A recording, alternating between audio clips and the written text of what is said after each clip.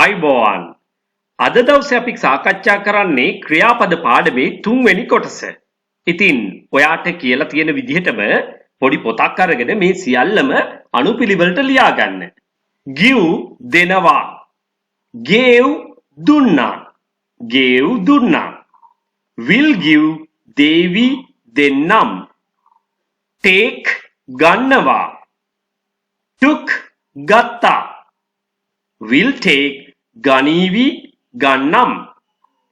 keep තියනවා. kept තිබ්බා. will keep තියාවි තියන්නම්. cook උයනවා. cooked ඉව්වා. will cook උයාවි උයන්නම්. bathe නානවා. bathed නෑවා. will bathe Navi නාන්නම්.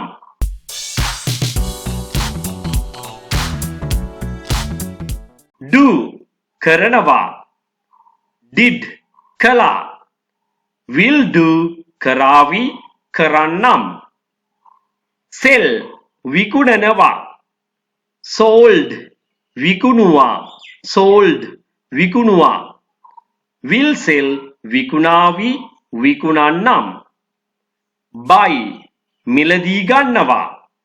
bought මිලට ගත්තා. will buy මිලදී ගනීවි මිලදී ගන්නම්. go යනවා.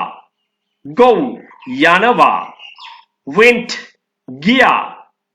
will go යාවි යන්නම්. come එනවා. came ආවා. will come ඒවි එන්නම්. ඔයාට මේකෙන් ප්‍රයෝජනයක් ගන්න පුළුවන් නම් ඔයාගේ යාළුවෝ අතරේ මේක ෂෙයා කරන්න අමතක කරන්න එපා. ලයික් කරන්න, කමෙන්ට් කරන්න. ඒ වගේම තාමත් ඔයා මගේ channel එක නරඹන්නේ subscribe කරලා නෙවෙයි නම් subscribe කරන්න අමතක කරන්න එපා. bell icon එක click කරලා තියාගත්තොත් මම අලුතෙන් වීඩියෝ එකක් අප්ලෝඩ් කරපු ගමන්ම ඔයාට ඒ ගැන දැනගන්නට ලැබෙනවා notification එකකින්. එහෙමනම් යලිත් ඉක්මනින් හමු වීමේ බලාපොරොත්තුවෙන් මා ඔබෙන් සමු ගන්නවා. අයිබෝවන්.